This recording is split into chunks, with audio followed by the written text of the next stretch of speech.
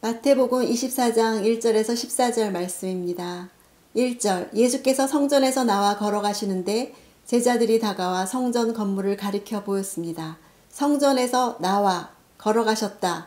이렇게 동사를 2개 연달아 쓴 것은 그만큼 성전을 떠나시는 예수의 모습을 강조하기 위함이죠. 예수님은 공생애에서 마지막으로 성전에 들어가시고 2번 다시 성전을 방문하지 않으셨습니다.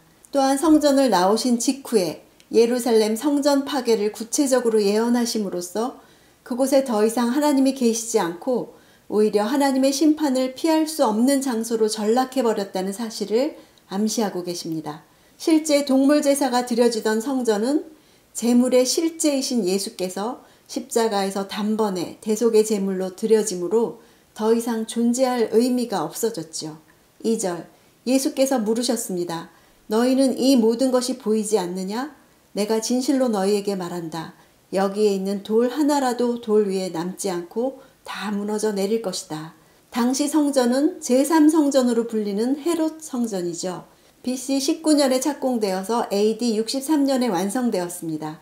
예수께서 성전 파괴를 예언할 당시에는 성전 착공 약 50년이 되던 해였습니다.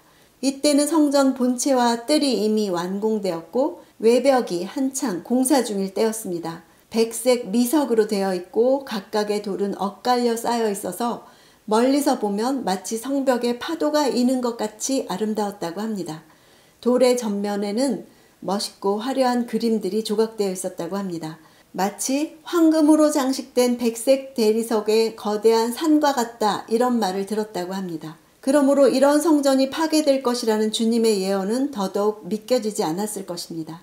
기록에 의하면 겨우 완공된 지 7, 8년 후에 성전의 철저한 멸망은 건물이 세워져 있었다고 믿을 만한 근거를 찾아볼 수 없을 정도로 완전히 파괴되었다고 합니다. 대리석으로 만들어지고 금으로 칠해져 있던 그 성전은 산산조각으로 박살났다고 합니다. 도성은 깨진 벽돌 조각과 쓰레기 더미로 전락하고 말았습니다. 예루살렘 성전의 철저한 파괴와 예루살렘 도성의 비극적인 멸망은 진정한 거룩과 경건을 잃어버리고 외식과 외혁의 화려함만을 간직한 유대교의 종말이라는 의미를 지니죠. 예수께서는 성전된 자신의 몸을 십자가에서 죽게 하시고 부활하심으로 영적으로 다시 지어질 교회의 시작을 가져오는 기독교의 출발을 의미하셨습니다. 오늘날 파괴된 성전터에는 황금돔, 모스크 사원이 서 있죠. 시오니즘을 주장하는 유대인들은 그곳을 재건해서 제사 부활 운동을 벌이고 있지만 거기에서 또다시 속죄를 위한 제사가 드려지는 것은 아무런 의미가 없습니다. 당대 최고의 건축물로 여겨졌던 헤롯 성전은 온갖 화려한 치장에도 예수님께 아무런 감동을 주지 못했습니다. 하나님의 성전인 나는 무엇으로 꾸며져 있습니까? 주님 보시기에는 어떨까? 4절에서 5절 예수께서 대답하셨습니다. 어느 누구에게도 현혹되지 않도록 조심하라. 많은 사람들이 내 이름으로 와서 내가 그리스도다 하고 주장하면서 많은 사람들을 현혹할 것이다. 예수님은 가까운 미래에 있을 예루살렘의 멸망에 대한 심판과 먼 미래에 있을 세상의 끝에 대한 심판을 같이 말씀하고 계시죠. 예루살렘의 파괴를 보는 동시에 세상의 끝을 보는 말씀입니다. 주후 70년 예루살렘 멸망이 실현된 것을 보면 종말도 실현될 것이 분명합니다. 6절 너희가 전쟁의 소식과 소문을 듣게 될 것이다. 그러나 결코 놀라지 말라. 이런 일이 반드시 일어나야 하겠지만 아직 끝이 온 것이 아니다. 많은 일들과 세상 끝 사이에는 연결고리가 있지만 연속적으로 시간적으로 일어나는 것은 아니죠. 예루살렘의 멸망과 관련해서 일어나는 수많은 사건들은 종말에 일어날 것에 대해서 보여줍니다. 예루살렘을 응징하기 위해서 로마의 디도 장군이 오는 것은 인간 역사의 마지막 시간에 심판하기 위해 오시는 예수님의 강림의 축소판이 될 것입니다. 이 예언은 우리에게 장차 다가올 일에 준비하도록 의도된 것이죠. 9절 그런 후에 사람들이 너희를 핍박당하도록 넘겨주고 너희를 죽일 것이며 모든 민족이 나로 인해 너희를 미워할 것이다. 성도들이 겪는 심각한 종말의 고통을 가리킵니다. 실제로 초대교회 성도들은 크나큰 핍박을 받아서 사방으로 흩어져야 했습니다.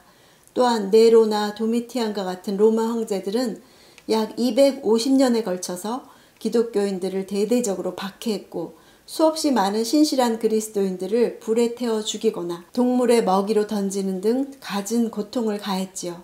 그리스도 재림 직전에도 이런 고난이 재현되어서 많은 성도들로 하여금 고통을 받게 할 것입니다. 끝까지 믿음을 포기하지 않는 자는 소수에 지나지 않을 것입니다.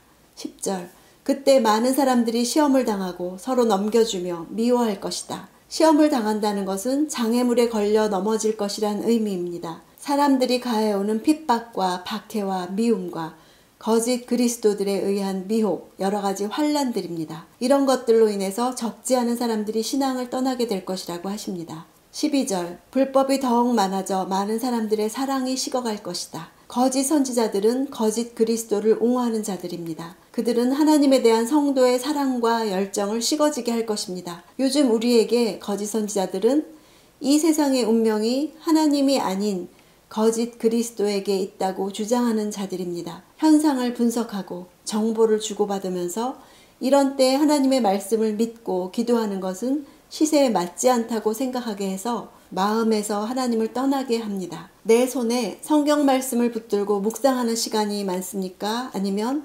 급박함을 주는 정보에 마음을 빼앗기는 시간이 더 많습니까? 하나님에 대한 소망이 날로 증가하고 있습니까? 아니면 거짓 그리스도의 세력이 더 크게 느껴집니까? 누가복음에서 이런 일들이 시작되거든 믿는 자들을 향해서 머리를 들라 이렇게 말씀하십니다.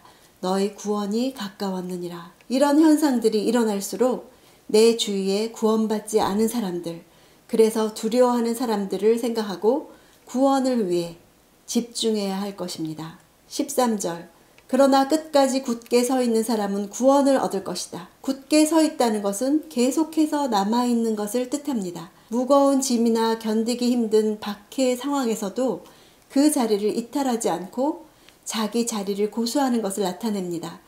이런 자세는 하나님께 대한 진정한 믿음을 보이는 것이죠. 고난의 상황에 처한 진정한 제자의 특징은 인내에서 발견됩니다. 종말에 대한 경고는 어떤 순간, 어떤 상황에서도 주님을 향한 신실한 믿음을 지킬 것을 권고하는 데 목적이 있습니다. 예수님의 종말에 대한 가르침은 시간으로서 종말의 때가 아니라 오늘을 살아가는 그리스도인의 태도에 더 집중하게 합니다.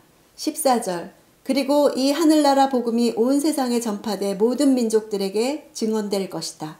그때서야 끝이 올 것이다. 환란의 때에 복음이 온 세상 모든 민족들에게 전파된다고 하십니다. 오늘 말씀은 우리가 날마다 뉴스에서 보고 듣는 이야기들이 아닙니까? 이미 마지막 때의 징조들이 일어나고 있습니다. 전쟁의 소식들을 들을 것이라 하신 것처럼 곳곳에서 내전으로 인해 난민들이 넘쳐나고 있습니다. 그러나 이런 일들로 인해 무슬림들이 이슬람의 실체를 알았다고 합니다. 또 난민길에서 하나님의 사랑을 목격하게 되었다고 합니다. 눈이 열려 많은 개종자들이 생겨나고 있다는 소식들을 듣습니다. 마지막 때 복음을 확장시키시는 하나님의 방법은 참 놀랍습니다. 이런 재난의 때에 우리가 할 일은 끝까지 굳게 서서 견디는 일입니다. 그 사람은 구원을 얻을 것이라 약속하십니다. 우리는 이 땅과 하늘나라 두 나라의 시민입니다. 이 시대에 속하면서 동시에 장차 오는 시대에도 속하지요. 그렇기 때문에 그리스도인의 생활과 기독교 교회에는 영광과 수치가 공존합니다. 견디기 힘든 상황에서도 부르심받은 자리를 이탈하지 않고 끝까지 굳게 서 있는 사람이 되어서 온 세상에 복음이 전파되는 것을 보기 원합니다. 인내할 수 있게 해주시기를 간구하는 그런 기도 시간을 갖기 원합니다.